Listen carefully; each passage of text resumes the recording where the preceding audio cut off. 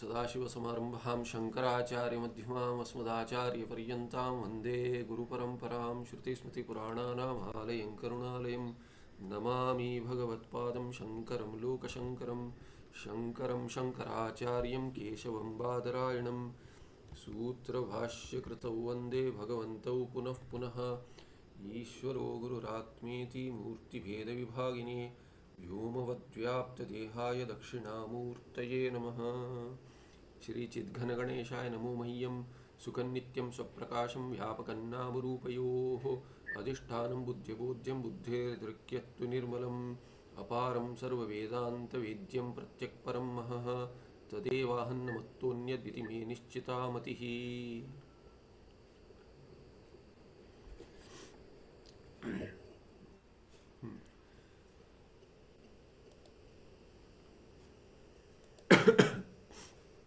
कार्यान्वित। तो अभी क्या देखा हमने, विशेषण और उपाधि के बारे में बता रहे हैं। तो पीछे ये अंक शुरू करके पन्ना पलट दिया था हमने। तो 214 में कह रहे अवच्छेदवाद रीत्या प्रमातृ साक्षिणो स्वरूपम विशेषण लक्षणम उपाधि लक्षणम च। तो विशेषण का क्या लक्षण है, उपाधि का क्या लक्षण है, ये बता रहे हैं। तो विशेषण का लक्षण प्रथमतः अर्थता बता दिया। वस्तु स्वरूपे यस्य प्रवेशो अस्ति तादृशम व्यावर्तकम वस्तु विशेषण इत्युच्यते। तो वस्तु का जो स्वरूप है, यहाँ पे वस्तु माने कोई पदार्थ, वस्तु का शब्द यहाँ कोई पदार्थ लेंगे। वस्तु स्वरूप यस्य प्रवेशो अस्ति कि प्रवेश माने कार्येण सह संबंध करके टिप्पणी में बता दिया। तो ये कार्य के साथ जिसका संबंध हो जाता है अपने स्वरूप से ही संबंध हो जाता है, तो तादृशम व्यावर्तकम वस्तु विशेषणम इत्युच्यते। व्यावर्तकम माने किसी से, जैसे बहुत सारे घट हैं, उसमें यदि एक ही घट चुनना है, कौन सा वाला सबसे बड़ा करके कहेंगे, वो व्यावर्तक हो जाएगा। सबसे बड़ा ऐसे बिगेस्ट करके, ज्येष्ठा श्रेष्ठा इत्यादि उसको सुपरलेटिव डिग्री में जो आता है, वैसे या तो दो घट है उसमें व्यावर्तक हो जाएगा उसका रंग। यदि दोनों में एक रक्त है एक नीला है तो रक्त घटा करके रक्त विशेषण बन के व्यावर्तक हो जाएगा, उसको विशेषण कहते हैं। वो व्यावर्तक होता है, किसी से भेद कराता है। यदि आपके पास एक ही है कुछ, तो उसमें व्यावर्तक तो नहीं चाहिए। तो चैतन्य एक है, व्यावर्तक तो नहीं चाहिए वस्तुतः, दूसरा चैतन्य है नहीं, किंतु उसमें क्या है कि एक कोई दृष्टि से करेंगे तभी उपाधि को लेके भेद करेंगे। तो अभी यहाँ विशेषण कह रहे हैं, उपाधि बताएंगे। तो विशेषण क्या हो गया, अभी ये इसमें स्पष्ट हो जाएगा, लक्षण देंगे तभी और स्पष्ट हो जाएगा। तो कहते कार्य अन्विते सति,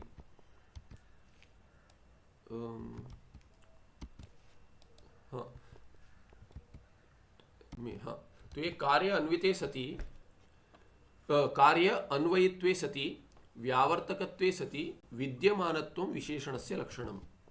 तो क्या होगा ये, इसका अर्थ ये सती सप्तमी, यहाँ पे अर्थ क्या होता है, तार्किक भाषा में सती सप्तमी का अर्थ होता है ये होते हुए, माने कार्य में अन्वयित्व होते हुए,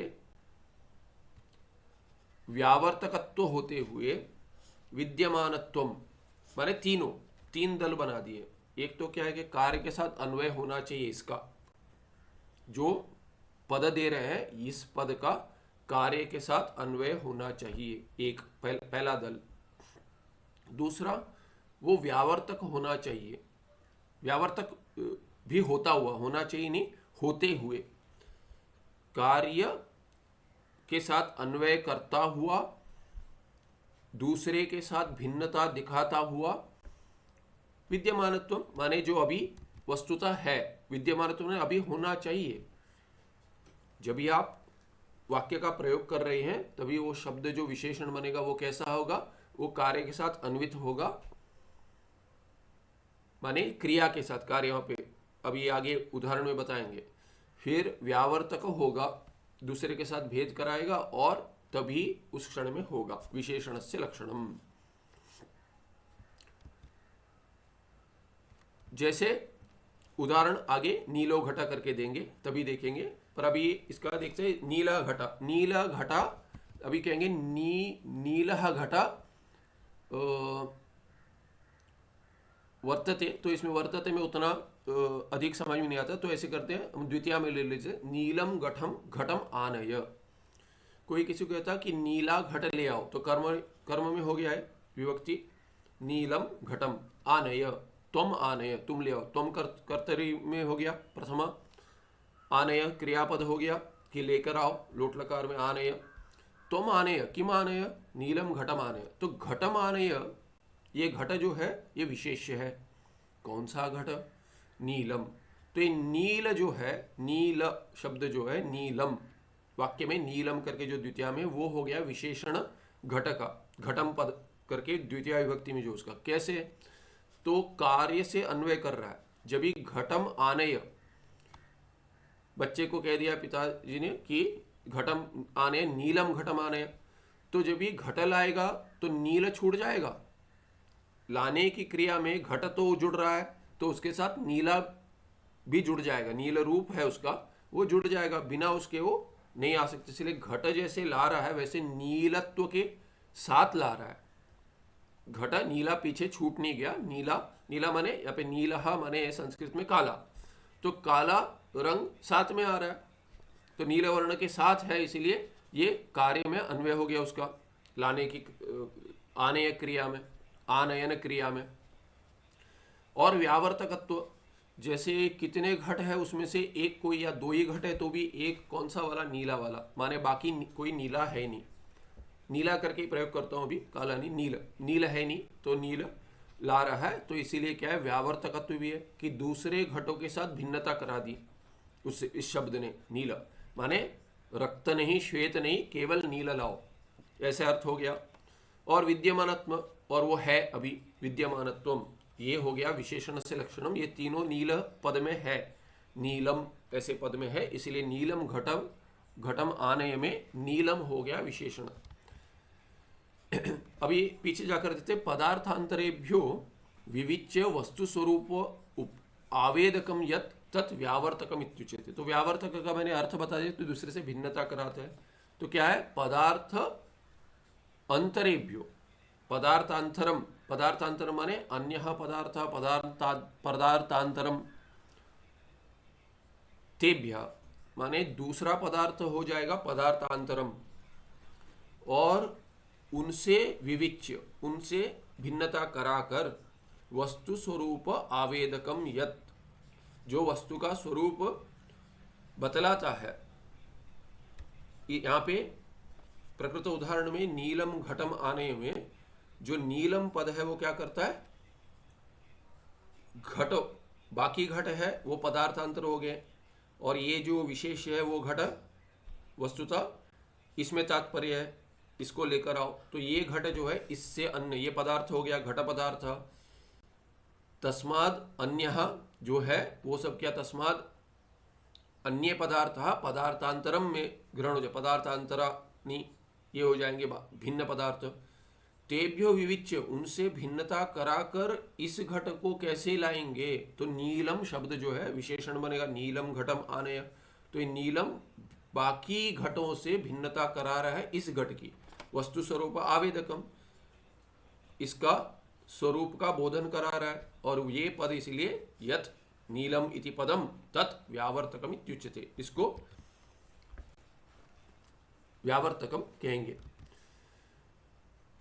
तो ये आगे हमने इतरेभ्यो, ये उदाहरण आने से पहले इतरेभ्यो भिन्नतया यद बुध्यते तद व्यावर्त्यम इत्युच्यते, और दूसरे से भिन्न, ये व्यावर्तक माने कर्तरी में है, नुल लगा है, नुल प्रत्यय, कर्तरी, कर्तरी कृत नुल, तो ये व्यावर्तक माने इससे भेद करा रहा है, और जो भेद कराकर जिसकी भिन्नता हो गई, यद बुध्यते भिन्नतया, दूसरे से भिन्न करके इसका जो ग्रहण होता है, तद व्यावर्त्यम इत्युच्यते। तो इसमें व्यावर्त्यम हो जाए, व्यावर्त्य हो जाएगा ये घटा, नील व्यावर्तक है और घट व्यावर्त्य है, दूसरे से भिन्न होकर इसका बोध हो गया, ग्रहण हो गया, तो वो घट व्यावर्त्य हो जाएगा, तो विशेषण हो जाएगा व्यावर्तक और विशेष्य हो जाएगा व्यावर्त्य। तो अभी उदाहरण में देखते हैं, नीलो घटः भवति अस्ति। एक तिंग वाक्यम करके लेंगे तो व्याकरण में एक तिंगंत पद होना चाहिए। तो नीलः घटः माने क्या, नीलो घटः माने नीलः घटः अस्ति वर्तते भवति, ऐसे कुछ जोड़ना पड़ेगा। तो इत्यत्र घटस्य नीलवर्णम विशेषणम, ये नीलवर्णम, नील जो है ये विशेषण हो गया, ये वर्ण है घट का। यतो नीलवर्णम नीलघट स्वरूपे प्रविष्टम सत रक्त पीत श्वेतादि वर्ण विशिष्ट घटेभ्यो व्यावर्त्य पृथक इमं नीलघटम बोधयति तस्मात्, क्योंकि नीलघट, इस नीलो घटः, नीलः घटः, इस वाक्य में घट का नील रूप विशेषण हो गया। क्यों विशेषण हो गया, क्योंकि यतः, यतो ही, यतः यस्मात् कारणात् नीलवर्णम, नीलवर्ण क्या कर रहा है, नीलः घट में नील पद से क्या ज्ञात हो रहा है, नीलवर्ण की काला रंग का है, काले रंग का। तो ये नील घट स्वरूपे प्रविष्टम सत, जो पहले अर्थ था बता दिया, प्रविष्ट होता है वो वस्तु स्वरूप में प्रविष्ट होता है। तो ये घट का स्वरूप जो है, घट ये पदार्थ है, वस्तु है, विशेष्य जो है उसमें प्रविष्ट है। ये नील, ये वर्ण जो है घट में प्रविष्ट है, घट के स्वरूप में ही है, वो उससे भिन्न नहीं कर सकते। वस्तुतः स्वरूप क्यों कह दिया, क्षमा कीजिए, क्योंकि तार्किक क्या कहता है, तार्किक कहता है गुण, ये नील क्या है, ये गुण है, और घट क्या है, ये है द्रव्य, और द्रव्य में गुण है। तो इन्हीं प्रत्यय लगाकर मतु प्रत्यय इन्हीं लगाकर कहेंगे गुणः नीलः वर्णः गुणः अस्य अस्ति, अस्य कस्य घटस्य द्रव्यस्य अस्ति इति घट द्रव्यो गुणी, गुणी कह देंगे उसको। तो गुण गुणीनो भेदः, गुण गुणी के बीच में भेद मानते हैं तार्किक, गुण भिन्न है, क्योंकि नीला रंग वही घट नहीं है, और घट क्या है, ये नीला रंग नहीं है, नीला रंग घट नहीं है और घट नीला रंग नहीं है, इसलिए दोनों में भेद करते तार्किक। तो गुण गुणी नो हो समवाय संबंध, तार्किक के उसमें उनमें समवाय संबंध है, नित्य संबंध है, इसको जुड़ा हुआ है। तो वेदांती तार्किकों को पूछता है गुण और गुणी में आप कहते कोई संबंध, समवाय करके कोई संबंध आप बतलाते हैं, इसकी कल्पना क्यों करते हैं, ये कल्प्य है, माने कल्पना कर कर आप कुछ समवाय करके, ऐसा कुछ है नहीं, आपके पारिभाषिक शब्द है। तो आप ऐसे कोई कल्पना कर कर गुण और गुणी के बीच में और भिन्न क्रिया और क्रियावतो, क्रिया और क्रियावान इत्यादि ऐसे पांच वो भेद करते हैं, ऐसे पांच पैर दिखाते हैं, जहाँ पे इंग्लिश पैर, तो 5 पैर्स, तो ऐसे दिखाते हैं जिनमें समवाय संबंध ऐसे बताते हैं, समवाय संबंध नित्य संबंध है। तो नित्य संबंध उसका अर्थ क्या हुआ, ना कि कभी आपने गुण को गुणी से भिन्न देखा, ना ही कभी आपने गुणी को गुण से भिन्न देखा, क्योंकि ये दोनों कभी भी जुड़े हुए हैं, इसी का अर्थ हो गया नित्य संबंध, कभी भी भिन्न नहीं देखा है। तो यदि भिन्न नहीं देखा है तो इसके लिए क्या प्रमाण है कि दोनों भिन्न है, दोनों भिन्न है, इसमें कोई प्रमाण नहीं है। तो अंततः सिद्धांति कह देगा गुण और गुणी में कोई भेद ही नहीं है, वेदांति कहेगा कि गुण गुणी में भेद नहीं है। इसका अर्थ क्या, क्या गुण के स्वरूप, माने गुण गुणी के स्वरूप में ही मिला हुआ है, इसलिए यहाँ पे स्वरूप पद का अर्थ ऐसा है कि नील घट स्वरूपे प्रविष्टम सत नीलवर्णम। तो ये नील घट जो कह रहे हैं, इसको घट नहीं कह रहे, हम कह रहे हैं नील घट, जो नील घट है उसके स्वरूप में नीलवर्ण है ही, उसके स्वरूप में ही वर्तमान है, इसलिए वर्तमानत्व में प्रविष्टम सत, होता हुआ प्रवेश कर दिया है जिसने, वो प्रविष्ट हो गया, प्रविष्टम सत रक्त पीत श्वेतादि वर्ण विशिष्ट घटेभ्यो व्यावर्त्य, व्यावर्त्य लभ्यंत है, लेबंत है, तो ये क्या है कि व्यावर्त्य माने भेद कराकर, प्रविष्ट है उसके स्वरूप में, नील घट के स्वरूप में नील वर्ण प्रविष्ट है, और प्रविष्ट होता हुआ रक्त पीत श्वेत आदि वर्ण, तो रक्त वर्ण, पीत वर्ण, श्वेत वर्ण आदि वर्ण भिन्न भिन्न वर्ण है, माने रंग है, उनसे वैसे वो सब जो विशेषण बनकर भिन्न भिन्न घट है, समझिए। तो रक्त घट रक्त वर्ण विशिष्ट घट, पीत वर्ण विशिष्ट घट, श्वेत वर्ण विशिष्ट घट और आदि पद से भिन्न भिन्न जो आप चित्र करके मान लीजिए कि बहुत सारे वर्ण है, तो चित्र वर्ण विशिष्ट घटेभ्यो, उन वैसे घटों से व्यावर्त्य, उन घटों से भिन्नता कराकर, भेद कराकर, ये देखो ये रक्त नील घट जो है, नील घट जो है, ये नील वर्ण क्या करा है, नील घट के स्वरूप में प्रविष्ट होता हुआ बाकी वर्ण के विशिष्ट जो घट है उनसे भिन्नता कराता हुआ व्यावर्त्य पृथक इमं नीलघटम बोधयति, ये इमं नीलघटम बोधयति, ये नील वर्ण क्या करे कि नील घट जो है उसका बोधन करा रहा है, ज्ञान करा रहा है, पृथक भिन्न, यही वाला नील घट, ऐसे नील वर्ण ये शब्द जो है नील घट के स्वरूप में प्रवेश करता हुआ, प्रविष्ट होकर बाकी वर्ण के विशिष्ट घटों से भिन्नता कराकर नील घट का ही ये इसी नील घट का बोधन करा रहा है। तस्मात, इसीलिए क्या हो गया, नील वर्णम व्यावर्तकम विशेषणंच, तो ये विशेषण हो गया, व्यावर्तक है और इसलिए विशेषण हो गया। कौन सा पद, नील, नील में से जो नीलो घट, नीलम मैंने उदाहरण में नीलम, यहाँ पे नीलो घट, इसमें नीलह ये वाला शब्द जो है, कि नील वर्ण क्या हो गया, ये व्यावर्तक हो गया और विशेषण हो गया, इसीलिए नील शब्द से नील वर्ण अर्थ है उसका, ये तो नील जो है ये विशेषण हो गया, नीलह। घटस्तु, घटस्तु परिच्छेद्य, क्योंकि घट क्या है, घट का बोधन कराया तो घट बोध्य हो गया, बोधन का, बोधन क्रिया का कर्म हो गया, व्याकरण कर्म हो गया, तो ये द्वितीय में जाए, इसका बोधन माने द्वितीय नहीं कहूंगा, अब यहाँ वाक्य नहीं है, तो घट का बोधन कराया विशेषण ने, नीलम, नीलह पद ने घटह, ऐसे इस पद का जो ये विशेष जो है इसका बोधन कराया, तो ये इसको विशेष क्यों कहते हैं, इसीलिए कहते हैं क्योंकि ये जो है घटस्तु परिच्छेद्य, परिच्छेद्य, परिच्छेद हो गया इसका, इतने सारे उसमें से घट का परिच्छेद हो गया इसका, तो परिच्छेद्य यतः, क्यों, यतः पीतादि वर्ण विशिष्ट घटादिभ्यो विविच्य अयम नील घटः बुध्यते, क्योंकि इसका ज्ञान कैसे हो रहा है नील घट का, ये विविच्य अयम, अयम नील घटः, ये नील घट करके कैसे बोधन हो रहा है इसका, अन्य से विविच्य, अन्य से भिन्नता होकर, अन्य घटों से भिन्नता होते हैं, कौन से वो घट है, पीतादि, तो यहाँ पे ऊपर दिया रक्तपीत इत्यादि, तो रक्तादि, रक्तपीत आदि जैसे दिया, रक्तपीत, श्वेत, चित्र इत्यादि वर्ण विशिष्ट जो घट है उन घटों से इसका विवेचन हो गया, विवेचन में भिन्नता होगी, भिन्नता होकर ये उसका बोधन का विषय बन गया, कर्म बन गया, ज्ञान का विषय बन गया, ज्ञान का कर्म बन गया, इसीलिए इसको क्या कहते हैं, ये परिच्छेद्य है कि इसका परिच्छेदन हो गया, उनसे इसका भेद हो गया, परिच्छेद्य है ये।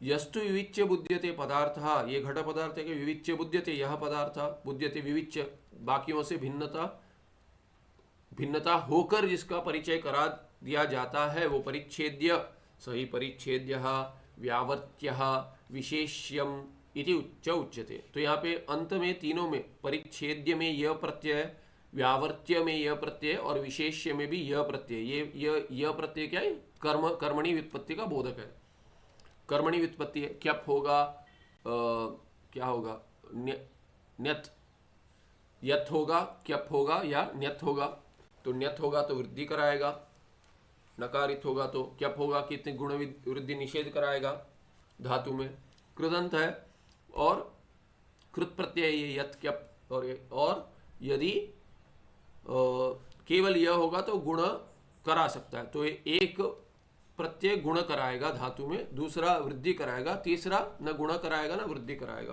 तो ऐसे भेद है, तीन प्रत्यय तीनों कर्मणीय अर्थ में आते हैं, कहीं कहीं अधिक अर्थ भी पढ़ सकते हैं हम, योग्यता, योग्यता अर्थ भी पढ़ सकते हैं, तो परिच्छेद्य माने परिच्छेदन होने का कर्म भी और योग्यता है, योग्य है, परिच्छेदन योग्य, व्यावर्त्य कि इसका भिन्नता होने, भिन्नता के जो करार है, बोधन करार भिन्नता उसका कर्म हो गया, और योग्यता भी उसमें व्यावर्तन योग्यता है, और विशेष माने विशेष, विशेष माने विशेष योग्यता है इसमें, विशेष वस्तुतः यहाँ पे नहीं कहते, विशेष कर्म नहीं कहेंगे, केवल योग्यता नहीं हो सकता पे, इति च उच्यते। अभी आगे कहते हैं जैसे अभी दंडी पुरुषः, दंडी, दंड अस्य अस्ति इति दंडी, प्रातिपदिक हो गया, दंडिन हो जाएगा, इन्हीं अंत है, तो ये प्रथमा में पुल्लिंग में हो जाएगा दंडी। दंडी का पुरुष दंडी, वस्तुतः दंड माने दंड रखने वाला, दंड जिसके हाथ में है उसको दंडी कहेंगे। तो आजकल तो कम देखने मिलते हैं, पर ये दंडी वस्तुतः शास्त्र में तो दंडी माने सन्यासी, ऐसा अर्थ होता है दंडी पुरुष। आजकल क्या है कि ये दंडी समझ में नहीं आता लोगों को, तो इसीलिए कोई भी कह रहे थे वॉचमैन का ग्रहण भी कर देते, कई मैंने सुना वॉचमैन का ग्रहण, दंड पकड़ कर जो खड़ा है उसका भी ग्रहण कर देते। तो वस्तुतः शास्त्र में दंडी माने दंडी पुरुष कर दे, सन्यासी करके अर्थ में ग्रहण होता है। तो कर सकते समझने के लिए कोई भी उदाहरण, दंड जिसके हाथ में करके समझ ली। इत्यादि अपनी दंडादिकम पुरुष से विशेषणम, तो यहाँ पे भी दंडी पुरुष कह दिया। तो इसमें भी क्या है, देखिए नील, ये क्या है, नील तो वर्ण है, तो ये दंडी जो कह दिया, दंडी ये विशेषण बनता है, क्योंकि बाकी पुरुषों से ये व्यावर्तक है, बाकी पुरुषों से इस सन्यासी पुरुष को भिन्न दिखाता है। कैसे? दंड से, दंड, कषाय वस्त्र इत्यादि होता है, तो ये लक्षण है सन्यासी के। तो ये दंडी सन्यासी होगा, तो दंडी, बाकी इतने सारे उसमें से दंडी, ऐसे इसलिए व्यावर्तक है। और वस्तु के स्वरूप में ही है। दंडी जो है, आप दंडों को हटा देंगे तो दंडी नहीं रहेगा, तो यदि दंडी रहेगा तो दंडी भिन्न और पुरुष भिन्न नहीं दिखा सकते, दंड भिन्न दिखा सकते। पर यहाँ पे शब्द है दंडी, माने दंड इसके पास है वही दंडी, वो दंडी और पुरुष एक ही है, स्वरूप में ही है, उसको भिन्न नहीं कर सकते। माने दंडित्व को पुरुषत्व से भिन्न नहीं कर सकते, इस पुरुष से। ये पुरुष जो है वो दंडी है, यदि दंडी है तो दंड तो हटा देंगे आप, दंड हटा देंगे तो दंडी नहीं रहेगा, तो इसलिए दंडी को भिन्न नहीं देख सकते आप। दंडी और पुरुष भिन्न नहीं होंगे, दंडी है वही पुरुष है, पुरुष ये जो है वही दंडी है।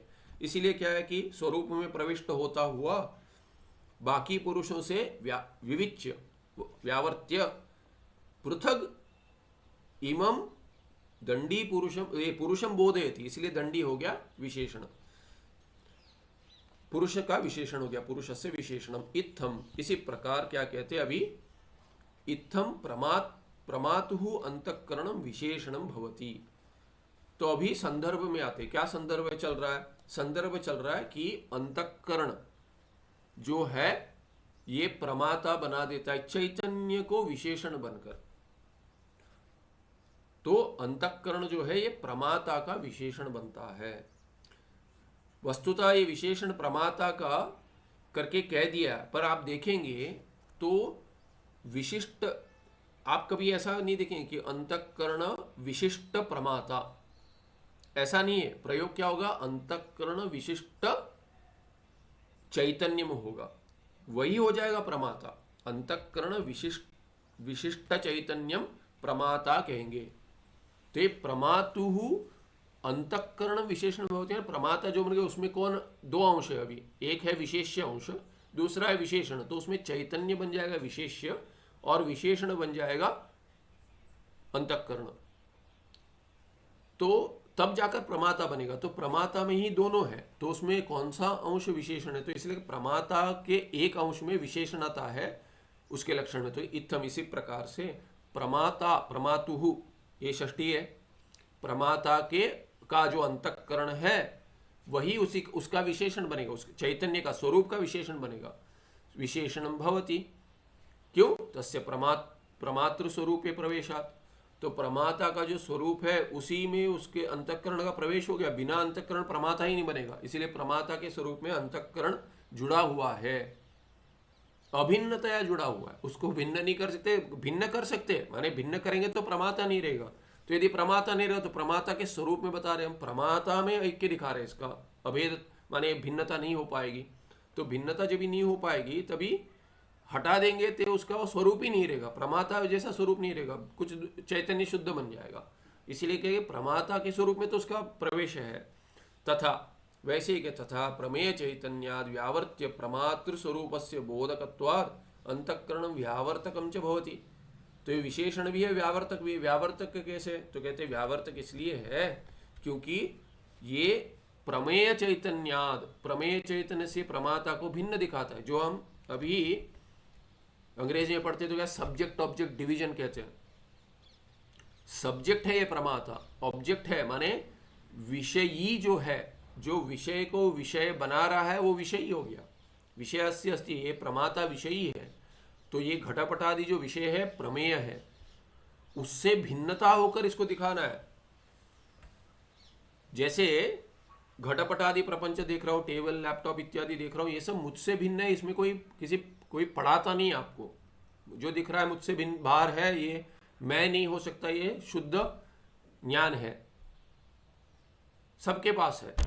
वो तो प्राणियों को भी पता है, प्राणी जो चारा खाती है, चारा मुझसे भिन्न है, बोल नहीं पाएगी, पर प्राणी तो यदि बोल नहीं पाता है फिर भी प्राणी खा लेता है उसको। क्यों? क्योंकि ये मुझसे भिन्न है।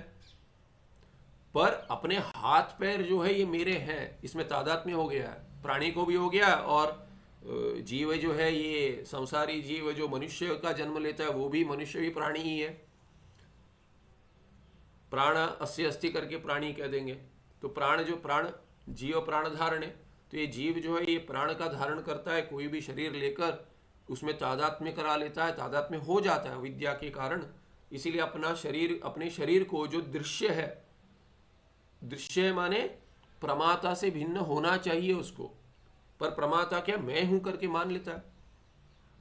मैं घट जानता हूं, मैं कौन? ये शरीर वाला पुरुष या स्त्री, घट को देख रहा हूं, देख रही हूं। ये जो है इस बुद्धि को भी शोधित करना चाहिए कि ये ठीक है कि नहीं, इसका भी मनन करना चाहिए। तो इसीलिए क्या है कि ये प्रमेय चैतन्य से जो व्यावर्त्य है, वस्तुतः अभी तो क्या है कि प्रमेय से भिन्न व्यावर्तक है ये, तो इसलिए व्यावर्त्य प्रमातृ स्वरूपम बोधकत्वात्, प्रमातृ स्वरूपस्य बोधकत्वात् अंतःकरण व्यावर्तकंच भवति। तो ये प्रमेय से, प्रमेय चैतन्य से प्रमाता, प्रमातृ माने प्रमाता चैतन्य, प्रमातृ चैतन्य को भिन्न दिखा रहा है स्वरूप से। इसीलिए ये क्या है, ये जो अंतःकरण जो है, अंतःकरण ही भेद करा रहा है। कैसे? प्रमेय में अंतःकरण नहीं है, मेरा अंतःकरण तो नहीं है। प्रमेय भले ही दूसरा कोई हो, शरीर देख रहा हूँ, शरीर अंतःकरण नहीं वस्तुतः, पर यदि मान लेंगे वो भी अंतःकरण से जुड़ा है, मेरे अंतःकरण से तो भिन्न है। तो इसीलिए ये मेरा अंतःकरण जो है वो प्रमाता होते हुए, प्रमाता के साथ विशेषण क्यों बन रहा है, और विशेषण होते हुए, विशेषण तो दिखा दिया, व्यावर्तक कैसे हो रहा है कि भिन्न जो प्रमेय देख रहा हूँ, घटपटादि प्रपंच हो या दूसरे भिन्न जीव हो, देवदत्त यज्ञ तो उनको मैं देख रहा हूं, तो वो क्या है, मेरा अंतःकरण उनसे भिन्नता करा रहा है, वो प्रमेय बन गए। तो उन प्रमेय बन गए, मेरे हर प्रमाता के लिए दूसरे तो प्रमाता नहीं होता, प्रमेय ही होता है। तो ये प्रमेय माने प्रमा का विषय कर्म। तो प्रमेय चैतन्य से व्यावर्त्य भिन्नता कराता हुआ प्रमाता का स्वरूप, प्रमाता के स्वरूप का बोधन करा रहा है। बोधकत्वाद, अंतःकरण बोधक बन गया, कर्तरी में न्युल आ गया, बोधक बन गया, इसीलिए वो व्यावर्तकम च भवति, वो व्यावर्तक भी होता है। ये हो गया विशेषण का लक्षण। अभी उपाधि का लक्षण बताते हैं। यस्तु वस्तुस्वरूपे अंतरेण एव प्रवेशम व्यावर्तको भवति स उपाधिरित्युच्यते। प्रवेशम अंतरेण, अंतरेण एव प्रवेशम माने यह यस्तु, ये जो पदार्थ है वो क्या है, वस्तु स्वरूप में प्रवेश बिना किए, प्रवेशम अंतरेण एव, ऐसे इसका अन्वय करेंगे, समझने में स्पष्टता होगी। क्योंकि देख रहा हूं मैं कि जैसे अभी ये भाष्य में जैसे, या भाष्य की शैली जैसी ये संस्कृत में शैली है, उसका सबको अभ्यास नहीं हुआ है। तो क्या होता है, जितना अभ्यास करेंगे, जितना पढ़ेंगे, अब रोज देखिए, मैं सभी कहता हूँ, जो व्याकरण के विद्यार्थी हो, वेदांत के हो, या जो भी हो, जो साधक हो, भले ही मेरे विद्यार्थी ना हो, पर सबको कहता हूँ कि रोज कम से कम एक पैराग्राफ, 4, 5, 6 पंक्ति, उतना समय तो आप निकालिए कि भाष्य पढ़िए। और वस्तुतः गीता भाष्य पढ़िए, गीता भाष्य पढ़िए, जोर से पढ़िए, माने जोर से चिल्ला करनी, अपने आप को सुनाई दे वैसा। तो 3 कार्य होंगे, पढ़ने का अभ्यास हो जाएगा, देख रहे हैं अक्षर, और बोलने का अभ्यास हो जाएगा, the tongue will roll smoother, और सुन भी रहे, श्रवण भी हो जाएगा। तो गीता भाष्य रोज थोड़ा पढ़िए कंटिन्यूअसली, रोज थोड़ा पढ़ना ही चाहिए। इसके बिना ये संस्कृत के जे अभी एक कहते हैं कि संस्कृत ऐसी भाषा है जहाँ पद आप कैसे आगे पीछे कैसे भी कर लो उसका अर्थ एक ही होता है। कहीं कहीं लंबे इसमें नहीं होता है। ऐसे नहीं है कि कहीं भी आप वाक्य के बाहर लेकर जाकर करेंगे।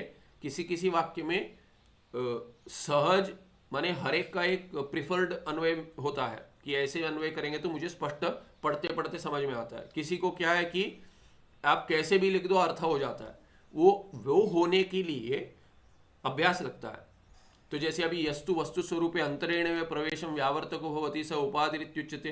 तो पहले तो क्या है कि कौन से संस्कृत जब ये का अभ्यास उतना नहीं हुआ होता तो कौन से विभक्ति विभक्ति का था अर्थ यदि पता हो फिर भी कौन से विभक्ति में कौन सा है किसके साथ किसका अन्वय हो रहा है ये सोचना पड़ता है।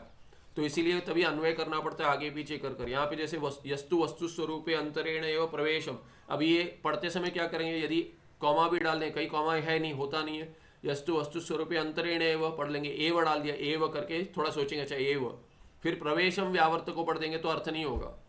ये प्रवेशम जा रहा है अंतरेण के साथ, अंतरेण अव्यय है, इट गवर्न सेकेंड केस, तो दूसरे विभक्ति के साथ जाएगा। तो ये प्रवेशम अंतरेण एव ऐसे समझेंगे तो जैसे सभी को समझ में आता है। पहले भी जो माने जो विद्यार्थी पढ़े हैं संस्कृत का अभ्यास उतना नहीं है उनको भी समझ में आ जाएगा। किंतु यदि ये ऐसे पढ़ते रहेंगे तो अभ्यास हो जाएगा कि कौन सा किसके साथ जा रहा है और उसका अन्वय समझने के लिए करना नहीं पड़ेगा, पर बाकियों को पढ़ाने के लिए करना पड़ेगा कभी कभी। अभी वो छूट जाता है क्योंकि इतना ये भाष्य हो गया, पढ़ना पढ़ाना हो गया कि ये स्मरण नहीं रहता है कि इसको थोड़ा आगे पीछे करके समझाओ। तो प्रयास कर रहा हूँ, कभी छूट जाएगा। तो ये यस्तु वस्तु स्वरूपे अंतरेण प्रवेशम, प्रवेशन अंतरेण एव, बिना प्रवेश किए यह जो पदार्थ है वो वस्तु के स्वरूप में प्रवेश बिना किए व्यावर्तक होती, माने उसमें जुड़ा हुआ नहीं है पर भेद करा देता है, दूसरे पदार्थों से भेद करा देता है। विशेषण वो भी वही करता है। तो उपाधि और उसमें क्या भेद हो गया? तो कहते हैं उपाधि में क्या है, ये वस्तु के स्वरूप में प्रविष्ट नहीं है, वस्तु से हटकर ही है। जैसे इसके लिए उदाहरण देते हैं, अभी ये यहाँ पे शास्त्रीय उदाहरण देंगे, पर क्या अभी ये वस्तुता ये क्या है, अंतःकरण साक्षी का उपाधि है, सिद्ध तो अंत तो गत्वा वही करेंगे। पर देखेंगे आप कि ये उपलक्षण में भी आता है, उपलक्षण भी बताएंगे आगे, उपाधि यहाँ पे उपलक्षण बताएंगे। मैं अभी दूसरा उदाहरण नहीं लेता हूँ क्योंकि शास्त्रीय उदाहरण लेना ही पड़ेगा मुझे कि उपाधि दिखाने के लिए। पर जो शास्त्र में भी जो उदाहरण देते हैं उपाधि का वो स्पष्ट है। पिछले पाठ में जो देखा था वही ले सकते हैं कि जो स्फटिक है, स्फटिक के लिए लाल जो रंग है फूल का, जो समीप पुष्प रखा हुआ है, आपको पुष्प नहीं दिख रहा है पर क्या दिख रहा है, स्फटिक दिख रहा है। यदि पुष्प दिख रहा है फिर भी स्फटिक में लालिमा तो दिखेगी, रक्तवर्ण दिखेगा पुष्प का, यदि उसका उतना समीप है कि उसका वहां पे प्रतिबिंब हो जा रहा है। तो क्या हो रहा है, जो पुष्प का रक्तवर्ण है शुद्ध स्फटिक में दिख जाता है, जो स्फटिक अरक्त है उसमें भी रक्तता दिखती है। तो ये रक्तता जो है, रक्तवर्ण जो है वो स्फटिक का विशेषण नहीं है, स्फटिक उससे भिन्न देख सकते हैं, शुद्ध माने स्पष्ट दिखाएगा आपको कि इसमें कोई रक्तवर्ण नहीं है। तो ये रक्तवर्ण के बिना भी दिख जाएगा, इसीलिए वो क्या है कि जो स्फटिक वो लालिमा है वो उसमें प्रविष्ट नहीं है।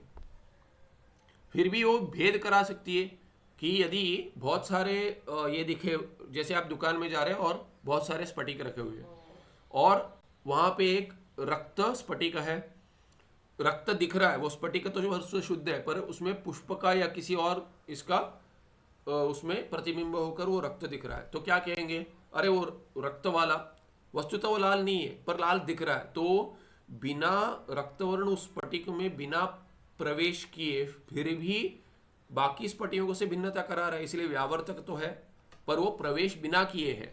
इसीलिए क्या हो गया, ये उपाधि और विशेषण में भेद हो जाएगा। तो क्या होगा, स उपाधि इत्युच्यते। अभी क्या कह दिया, इतने इसमें केवल दो दलों का परिचय करा दिया, अन्वय हुआ ये नहीं दिखाया। तो अभी क्या कहते हैं, कार्य अनन्वयत्वे सति, कार्य अनन्वयत्वे सति व्यावर्तकत्वे सति विद्यमानत्वम उपाधि लक्षणम। तो अब ये लक्षण बता दिया क्या है, कार्य में अनन्वय। कार्य में अन्वय नहीं हो रहा इसका। जैसे आपने कह दिया कि वो लाल वाला स्फटिक दिखाओ, लाल है नहीं वो, उसने क्या है कि भेद तो करा दिया बाकी स्फटिकों के, आपको उसने स्फटिक दे दिया, तो जब भी लाल स्फटिक दो जब भी ले आएंगे तो उसमें लाल रंग नहीं आएगा साथ में। जैसे नील घट में नील वर्ण घट के साथ आ गया तो क्या कहेंगे, वो रक्तम स्फटिकम आने कह देंगे। तो माने आप दुकान वाले वो लेके आइए, लाल वाला स्फटिक ले आइए, तो उसको लाल लाल तो है नहीं, उस पर दिख रहा है तो ले आएगा, वो ले आएगा, तभी आपके हाथ में रक्त वर्ण नहीं आएगा साथ में स्फटिक के साथ। वो जो भी ला रहा है आपके हाथ में, उसके लाने की क्रिया में रक्त वर्ण नहीं जुड़ा है, केवल स्फटिक आया है, तो विशेषण नहीं आया, तो विशेषण नहीं है, वो उपाधि है, विशेषण है ही नहीं। वो विशेषण के रूप में प्रतीत हो रहा था कि ये लाल स्फटिक कह देंगे तो अरे रक्त, रक्तो घटः और रक्त स्फटिका, रक्तम स्फटिकम, उसमें क्या भेद है, कुछ नहीं है। विशेषण जैसे प्रतीत हो रहा है नहीं, क्यों? क्योंकि जब क्रिया में पहले विशेषण का रक्त घट में रक्त या नील घट में नीलत्व का अन्वय हो गया था, नील वर्ण का क्रिया में भी अन्वय हो गया था। यहाँ पे क्रिया में अन्वय नहीं होगा, लाल जो है स्फटिक के साथ नहीं जुड़ेगा, वैसे ही स्फटिक आ जाएगा बिना लालिमा के। तो ये कार्य अनन्वयत्वे सति, कार्य में अन्वय नहीं हो रहा है। व्यावर्तकत्वे सति, क्योंकि इसने बाकी स्फटिकों से भेद कराया। विद्यमानत्व, पर अभी भी है, वो अभी भी है, जब ये आप रह रहे हो तो लाल रंग तो है, भिन्न कहीं और है, तो विद्यमानत्व उपाधि लक्षणम, क्यों लाल रंग था इसलिए उसने तो भेद कराया, बिना हुए तो नहीं कराया। तो विद्यमानत्व को मान लीजिए कि जो है वस्तुतः है। ये हो गया दोनों का लक्षण, अर्थ तो भी बता दिया और लक्षण माने तर्क भाषा में भी, तार्किक भाषा में बता दिया।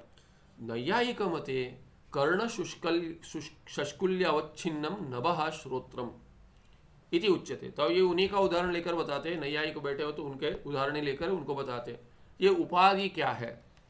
क्योंकि क्या है, देखिए नैयायिक आत्मा को नाना मानता है, नाना आत्मा मानता है, बहुत सारे नाना जीव है करके मानता है वो, माने चैतन्य ही नाना मानता है आत्मा,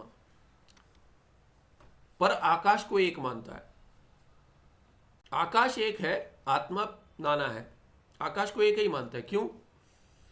उसको पूछेंगे कि आकाश को एक क्यों मानते हो, तो कहते हैं प्रमाण नहीं है दूसरे के लिए, और बिना दूसरे की कल्पना किए भी चल जाता है। तो बोलते आप कल्पना करो, ये सब कल्पना ही कर रहे हैं आप, समवाय संबंध कल्पित है, ये कल्पित है, माने बहुत सारा आप में कल्पित है। वैसे ही आप दर्शन में तो कोई भी कल्पित हो सकता है, कल्पना कर दो, अनुमान से सिद्ध कर दो उसको फिर। तो कहते हैं उसकी आवश्यकता नहीं है, क्योंकि हमें एक ही आकाश में भिन्नता हम कर सकते हैं उपाधि को लेकर। घटाकाश है, ये इस घट का आकाश है, उस घट का आकाश है, से घट के उपाधि को लेकर हम भेद कर देंगे।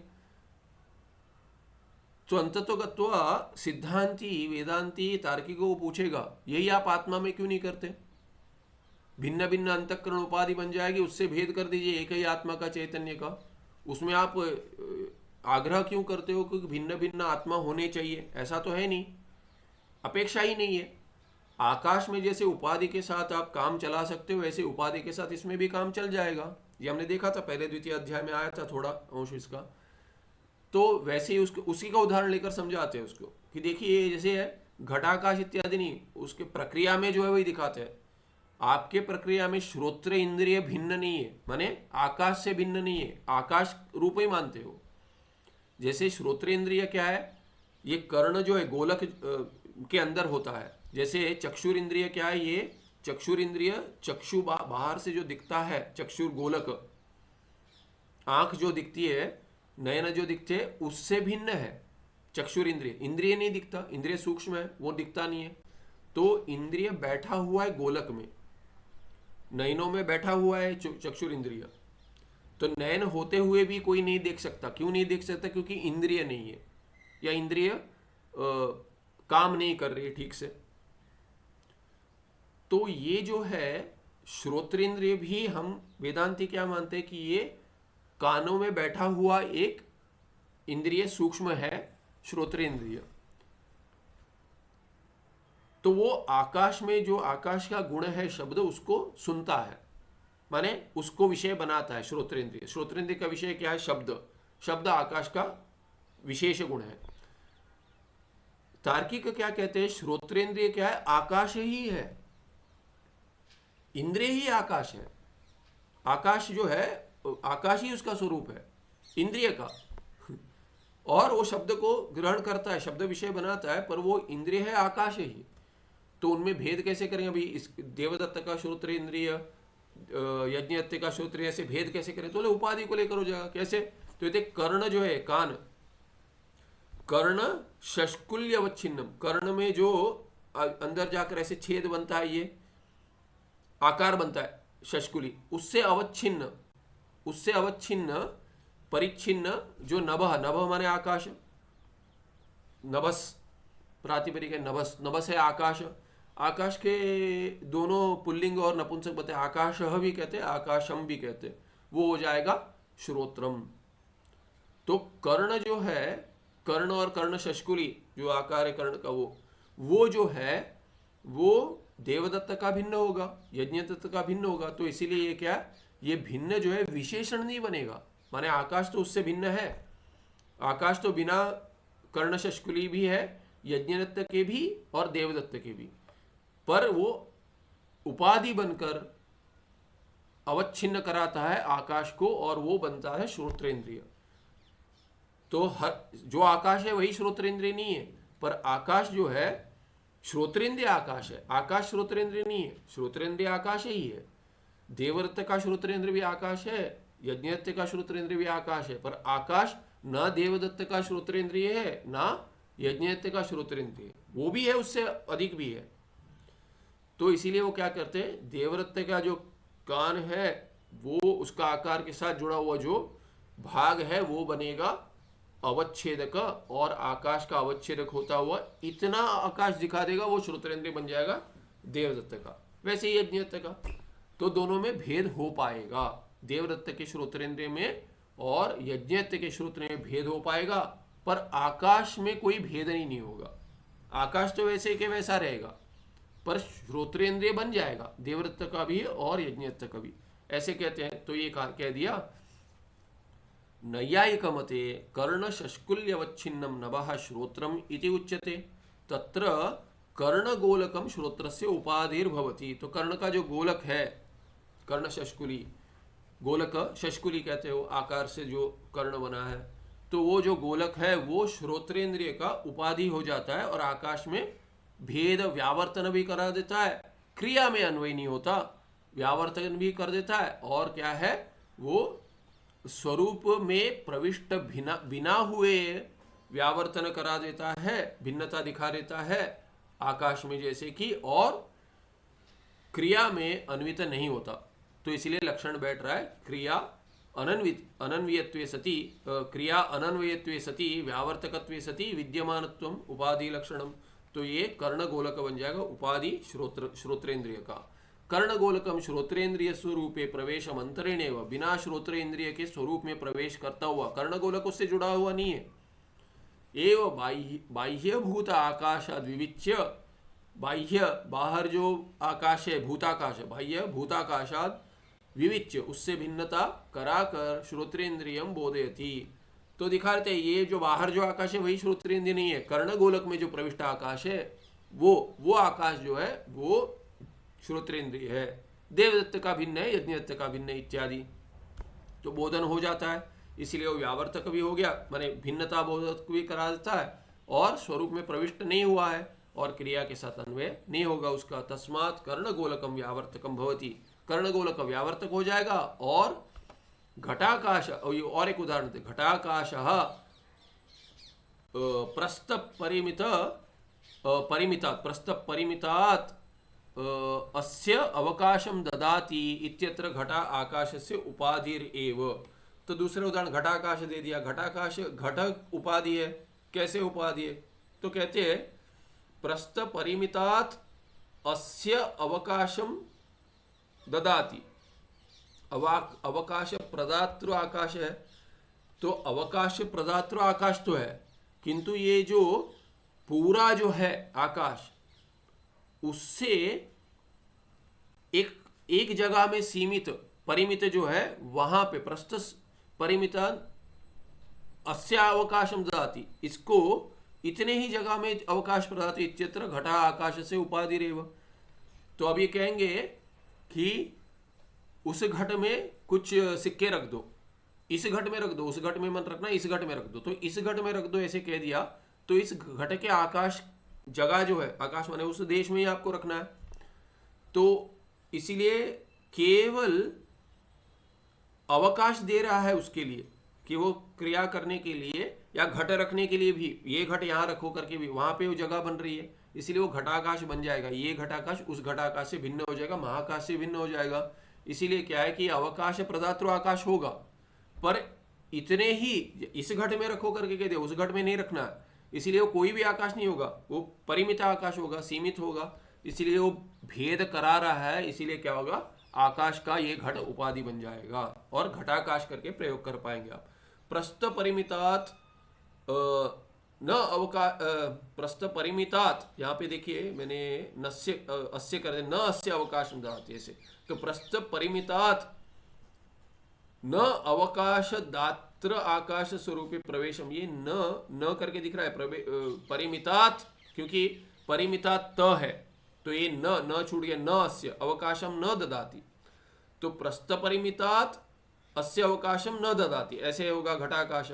ये घटाकाश भिन्न आकाश में अवकाश नहीं दे रहा है, इसी जगह में दे रहा है। वैसे ही क्या है, प्रस्थ परिमितात न अवकाश दात्र आकाश स्वरूपे प्रवेशम विना एव घटः महाकाशाद विभज्य घटाकाशम बोधयति। तो ये घटाकाश को का बोधन करा रहा है, महाकाश से भिन्नता कराता हुआ, और स्वरूप में प्रवेश, ये जो सीमित जो है आकाश, उस आकाश में इसका प्रवेश वस्तुतः नहीं हुआ है, घट का, घट उससे जुड़ा हुआ नहीं है, तो इसलिए उसमें प्रवेश बिना किए हुए ही अवकाश दे रहा है और बाकी जगह से भिन्नता दिखा रहा है। इसीलिए क्या हो गया है, महाकाश से भिन्नता दिखा रहा है, इसीलिए घटाकाश बोधन करा रहा है, इसीलिए घट क्या हो गया, घट उपाधि हो गया। घटस्य पृथ्वी कार्यत्वेन अवकाश प्रदत्व अवकाश प्रदत्व असंभवात्। घटस्य पृथ्वी कार्यत्वेन, पृथ्वी का कार्य घट पृथ्वी कार्यत्वेन अवकाश प्रदत्व असंभवात् आकाश स्वरूपे प्रवेशो न युज्यते।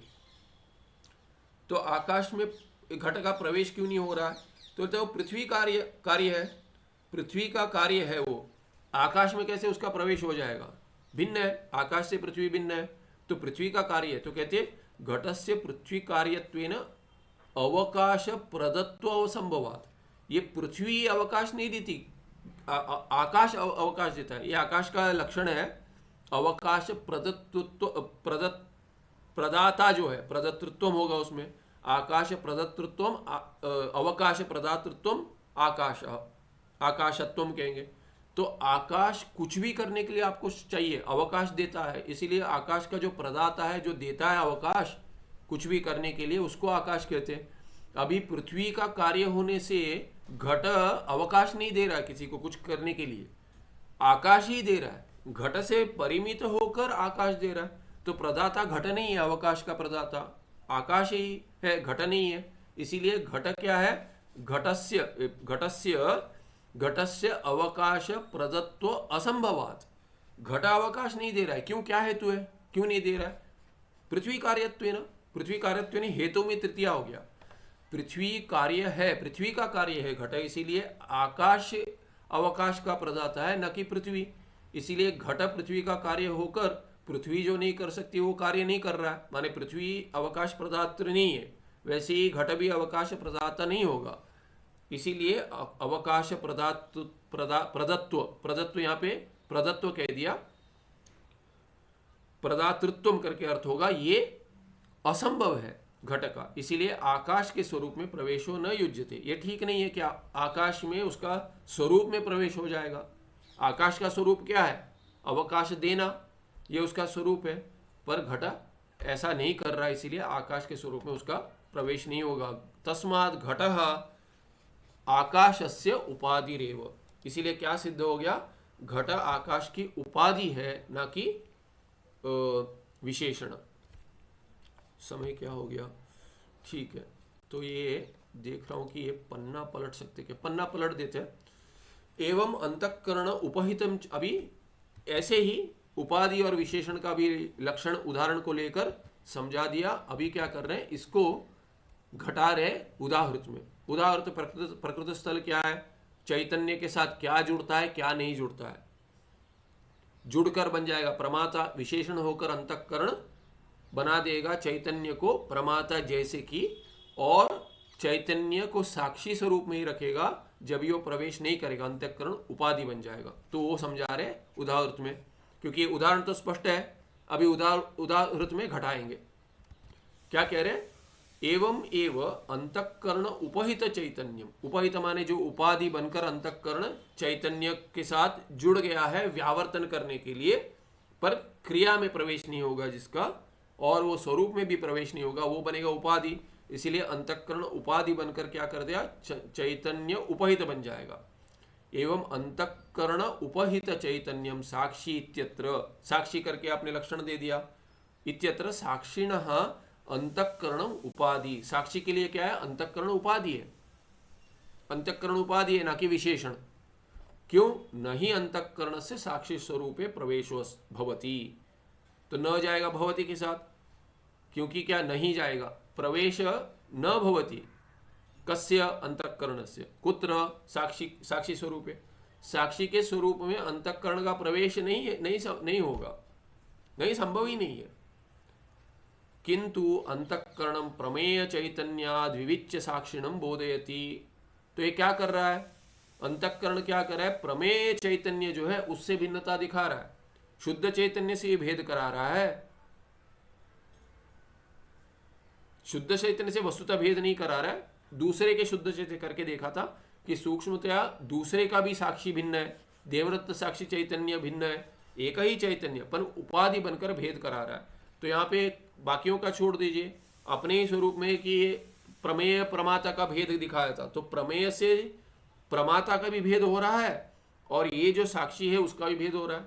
तो प्रमेय से ये प्रमेय चैतन्याद् विविच्य साक्षिणम बोधयति, साक्षिणम बोधयति, बोधयति ये निजंत है, बोधयति बोधन कराता है, कौन कराता है, अंतःकरण। तो ये अंतःकरण बोधन तो करा रहा है प्रमेय चैतन्य से भिन्न। ये तो प्रमातृ चैतन्य कह दिया, वहां पे भी घटाया था, वहां पे भी वैसे ही है, पर अंतःकरण वहां उपाधि नहीं है, विशेषण है। क्यों, क्योंकि प्रमाता के स्वरूप में अंतःकरण का प्रवेश हो गया, बिना अंतःकरण प्रमाता ही नहीं रहेगा, पर साक्षी तो बिना अंतःकरण रहता है, वो तो अंतःकरण को भी, और अंतःकरण जब भी सुषुप्ति अवस्था में नहीं रहता, अविद्या होती है, अज्ञान होता है, उसको उसका भी बोधन कराता है, तो साक्षी उसको प्रकाशित कर देता है, तो बिना अंतःकरण के भी साक्षी रहता है। इसीलिए साक्षी के स्वरूप में इसका प्रवेश नहीं हुआ है, इसलिए इसको ये अंतःकरण को उपाधि कहेंगे साक्षी का, शुद्ध चैतन्य का। किंतु अंतःकरण प्रमेय चैतन्याद् विविच्य साक्षिणं बोधयति, तस्माद् एकमेव अंतःकरणं साक्षिणः उपाधित्वेन प्रमातुः विशेषणत्वेन च भवति। इसलिए एक ही अंतःकरण है, देवदत्त का अंतःकरण एक ही है, यज्ञदत्त का भिन्न है, पर देवदत्त के पास एक अंतःकरण है। वो देवदत्त प्रमाता कहेंगे, जो भी देवदत्त प्रमाता है उसका अंतःकरण प्रमाता बना रहा है इसको, तो अंतःकरण का देवदत्त के प्रमातृत्व में प्रवेश हो गया, और ये व्यावर्तक होते हुए क्रिया में अन्वय कराता हुए स्वरूप में प्रवेश कर कर अंतःकरण बन गया विशेषण, तभी ये देवदत्त प्रमाता करके कहेंगे। और यही देवदत्त जब सुषुप्ति अवस्था में जाता है तभी वो साक्षी जो है, तभी अभी जागृत अवस्था स्वप्न अवस्था में भी साक्षी है, पर सुषुप्ति में उदाहरण में दिखा रहे थे, सुषुप्ति में जो है अंतःकरण तो तभी नहीं है, किंतु शुद्ध चैतन्य है। ये अंतःकरण क्या है, ये अंतःकरण बीज अवस्था में है, स्वप्न में भी होगा और जागृत अवस्था में भी होगा, उसका भेद कराएगा। वस्तुतः सुषुप्ति अवस्था में चैतन्य में भेद नहीं है, पर बीज अवस्था में होगा, अंतःकरण नहीं होता, भेद बीज अवस्था में भी नहीं होता, तो ये देवदत्त करके नहीं उठता, ना ही यज्ञते करके उठता, ना ही सिंह और राजा और रंक में, ना ही सिंह और चींटी में भेद हो पाता जागृत अवस्था में। स्वप्न अवस्था में ये होता है क्योंकि सुषुप्ति में एक होते हुए भी बीज अवस्था में अंतःकरण रह जाता है। तो यहाँ क्या कहते हैं, तस्माद एकमेव अंतःकरण साक्षिण उपाधित्वेन, साक्षी के लिए उपाधि हो गया, क्योंकि साक्षी के साथ वस्तु स्वरूप में प्रवेश नहीं करता। पर प्रमातु विशेषणत्वेन, क्योंकि विशेषणत्वेन च भवति, क्योंकि प्रमाता के साथ विशेषण होकर जुड़ जाता है, वो स्वरूप में जुड़ जाता है। व्यावर्तक तो होता है, विद्यमान भी होता है, पर उसका क्रिया में अन्वय होता है। जब ये अंतःकरण का क्रिया में अन्वय हो जाता है और स्वरूप में प्रवेश हो जाता है तो उसको कहेंगे क्या, वस्तु के स्वरूप में प्रवेश होता है, तब उसको करेंगे अंतःकरण को विशेषण कह देंगे। और जब ये अंतःकरण का क्रिया में प्रवेश नहीं होता और ना कि वो स्वरूप में प्रवेश कर देता है, क्रिया में अन्वय नहीं होता, स्वरूप में प्रवेश नहीं होता, तो उसी अंतःकरण को उपाधि कह देंगे साक्षी का। ठीक है, स्पष्ट है? पहले आ गया, बहुत बार आ गया ये, फिर बार बार बार कहते हैं क्योंकि इसके आधार पर आगे चर्चा होगी। अंतःकरण उपहित चैतन्यम साक्षी, तो अभी कह दिया अंतःकरण उपाधि होकर चैतन्य उपहित होगा और उस चैतन्य को, उपहित चैतन्य को साक्षी कहेंगे। किससे? अंतःकरण से जो उपहित है। अंतःकरण विशिष्ट चैतन्यम प्रमाता, अंतःकरण जो विशेषण बनकर, चैतन्य विशेष बनकर अंतःकरण से विशिष्ट चैतन्य हो जाता है, उस चैतन्य को प्रमाता कहते हैं। उपाधिना युक्तम उपहितम इति विशेषणेन युक्तम विशिष्टम इति च उच्यते। तो यहाँ पे एक कॉमा डाल सकते हैं कि उपाधि से युक्तम जो है उसको उपहितम इति कहते हैं। उपाधि से युक्त जो है उसको कहेंगे उपहित। तो चैतन्य उपाधि से युक्त है, इसीलिए उसको चैतन्य को उपहित कह देंगे और वो साक्षी बन जाएगा। विशेषणेन युक्तम, विशेषण से जुड़ा हुआ, युजिर योगी, ये क्या है, ये जुड़ने में युज धातु आता है, तो ये युज धातु जो है ये जुड़ने में, जुड़ने वाले योग बन गया, संबंध हो गया। तो विशेषण के साथ जो विशेषणेन युक्तम, विशेषण के साथ संबंध हो गया जिस चैतन्य का, उसको विशिष्टम कहेंगे। विशिष्टमिति च उच्यते। तो ये हो गया प्रमाता। तत्र अंतःकरण विशिष्टः प्रमाता एव कर्ता भोक्ता।